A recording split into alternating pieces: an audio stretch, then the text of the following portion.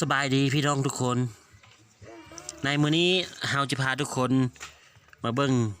การแปลงสายไฟฟ้าของบริษัทไฟฟ้าลาวอยู่เมืองหนองแฮดแขวงชิงขวางจุดที่เขาเจ้ากำลังแปลงอยู่นี้แม่นสายไฟฟ้าคาด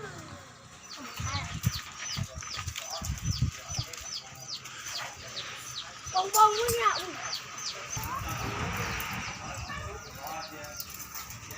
no no no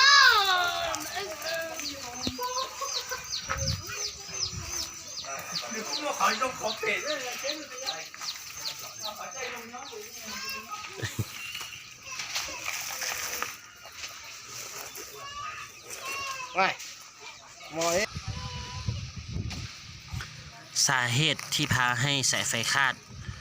แม่นใบกล้วยขึ้นสูงแล้วถึกสายไฟ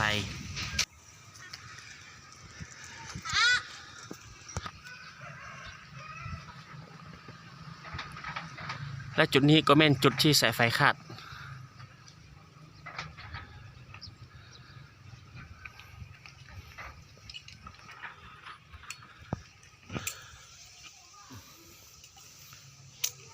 ทางบริษัทไฟฟ้าก็จะได้ขึ้นเสาไฟเพื่อต่อสายไฟไหม้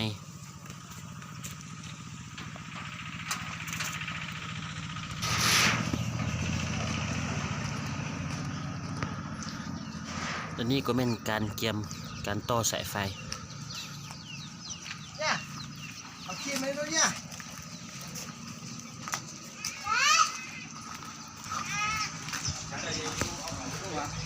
ไ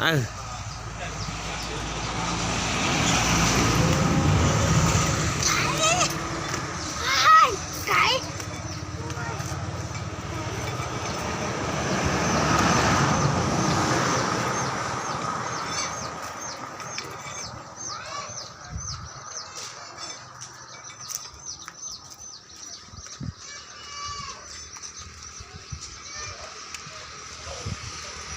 ผู้ฟ้าทำมันคือว่า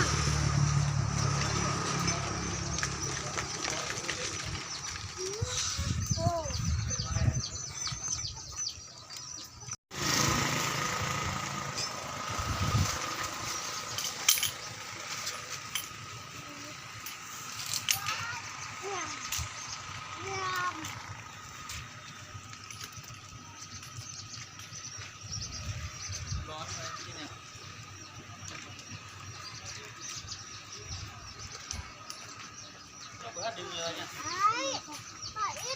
แล้วเจ๊กก็เนี่ยแล้วเจ๊กก็ได้น่ะ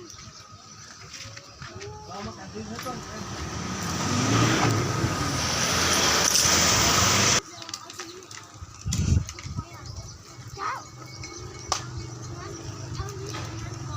โอ้เบาเดี๋ยวนี้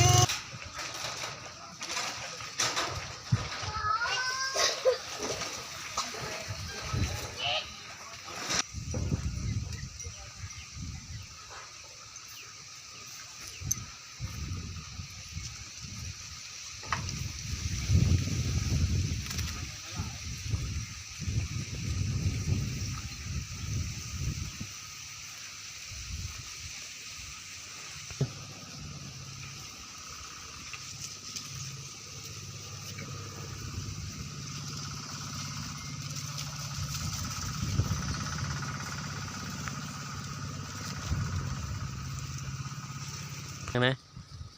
ทั้งที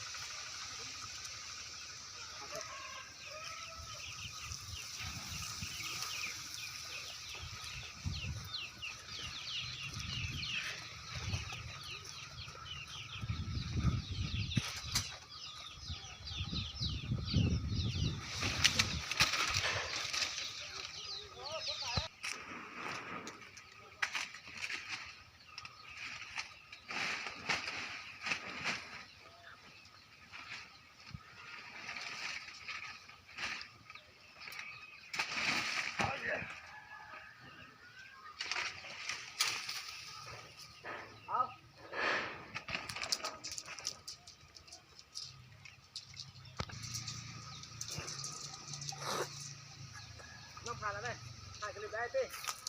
แล้วมันเจ๊งนะมันเจ๊งเลย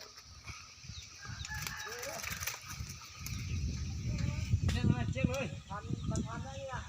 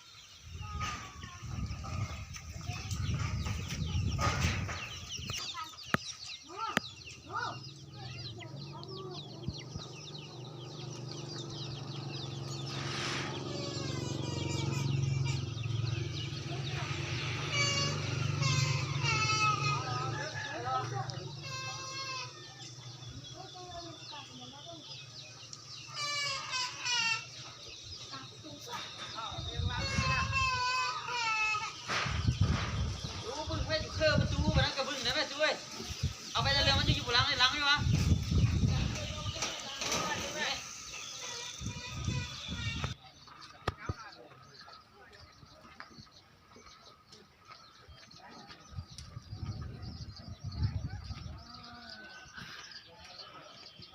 จะลิ้นจะทุ่นเขา แล้วมันบ่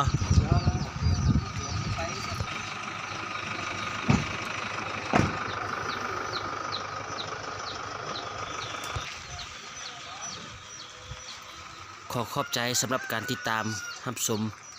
วิดีโอของพวกเราตลอดมาขอขอบใจหลายๆ